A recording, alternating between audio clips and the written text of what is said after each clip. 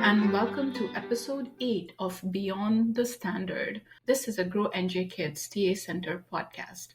I'm your host, Pooja Mathur, and I'm a technical assistant specialist for district and Head Start programs in the Central and Northeast regions. And with me is my co-host, Holly. Hi, I'm Holly Elliott, also a technical assistant specialist for childcare providers for the Central region. In today's episode, we will be exploring the 2025 GNJK standards, Equitable, Achievable, and Realistic. At this point, everyone should be aware that the revised Grow-NJ standards are out, and we are excited about these standards.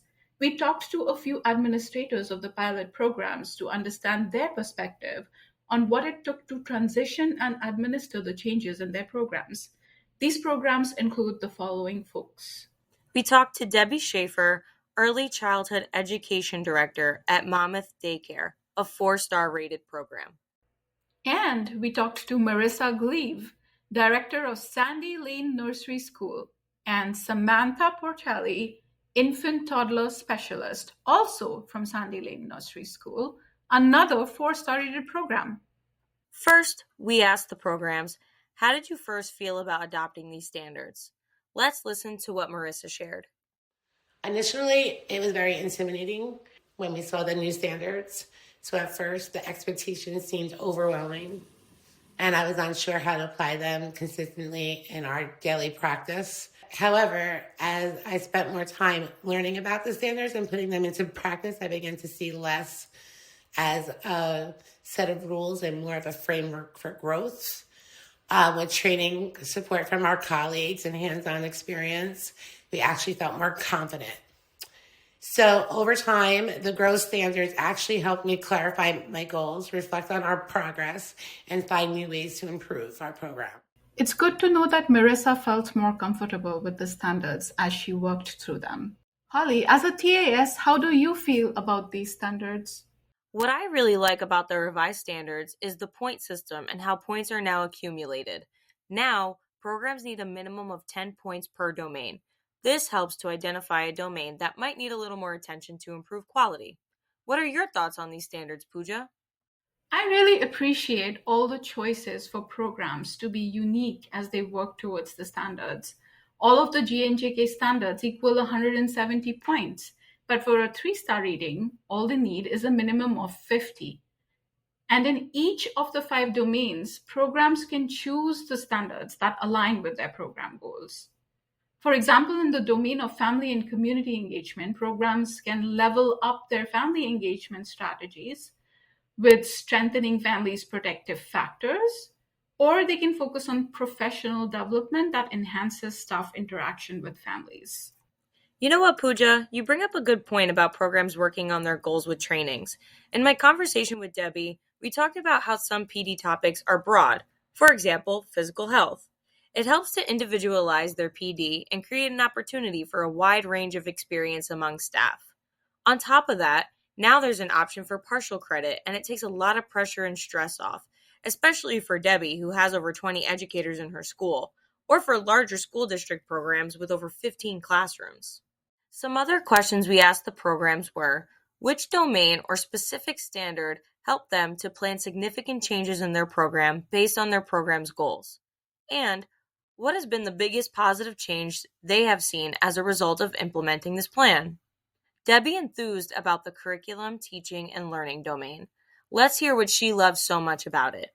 The teachers are so into making their lesson plans and making them individualized and creative, even though we use teaching strategies. But I am, I guess, different because I want them to include stuff that they find interesting in their lesson plans. That it might not have to do with creative curriculum, but if they find something that they're like, oh my God, that would be so cool. I want to bring that to my classroom because I do have a teacher that does that. I let them do it because teaching is not a one-way type of thing. Yeah. So I use the lesson plans as kind of like a skeleton. And then they can feel it out themselves because we all have different teaching philosophies. So me to come in and be like, this is how you have to teach, that's not what I do. That's not what I'm here for. Yeah. I'm here basically to maintain the classroom, to make sure that they're using the curriculum the right way, which will then in turn help them make their lesson plans and get us to where we need to go in this process. Samantha was also excited about the curriculum, teaching, and learning domain. She found it helpful that the revised standards emphasize the importance of aligning the birth to 3 standards within lesson plans. As a TAS, we have found this can boost the confidence of educators as they plan more intentional activities. We also asked how these standards supported the community of families in their program. Marissa and Samantha talk about supporting their families through a partnership with a mental health consultant. We have a lot of community resources. So if we have children that have emotional issues in the room, or any kind of challenging behavior, what we do is we can outreach to them, and they can come in and they can provide the services for them if they seem to be fit. They can be evaluated, they can go through the whole process, and then they can and we have the therapists actually come to our campus to be with the children and to do their sessions there. So I feel like that's a big help for the community, so that the parents can work and we can offer that to them. Let's hear how Debbie implemented standards from the family community engagement domain. With one of the standards with our surveys, getting, we're actually, Daphne and I are actually creating surveys to send out to the families in September, because we do have a lot of new families coming in, to give us an idea of what they want to hear more about. And then we can cater our presentations to them, to invite them to come in and sit and, I guess, network with other families that they might be here. Those were some great ways to get families and community involved. I wonder what other strategies our listeners use for family engagement at their programs. As we wrap up this episode, we just want to leave you with some tips to help you start working with these standards. First, I want to bring up the PD at a Glance document. Utilize that as much as you can. It's a great tool to help you get started with PD planning. Let's hear from Marissa and Samantha about how they used it. Now with the at the glance thing, it's easier because it tells you okay, the administration people need this training, this training, this training. This training only applies to teachers who work in the classroom, or, non-instructional staff. These trainings only apply to people who are non-instructional rather than the ones who work in the classrooms every day. And having it mapped out with the points in each section and how much they get, that really helped it too, because then we can see exactly what we needed to fulfill that standard. Samantha and Marissa talked about documentation using pictures and narratives. They consistently recorded evidence of important teaching moments in the classrooms and program. Let's hear more of what they had to say about documentation. Our disk station that we have, our cloud basically, we have folders for each standard, and then we would say it was a document or a picture, we would upload it and put it into the folders. This is for the family engagement standard number 2, so that it was more organized out, so that it's easier to upload all of the information and to go through it. And when did you start taking these photographs? Did you find yourself walking around with a phone and taking pictures all the time?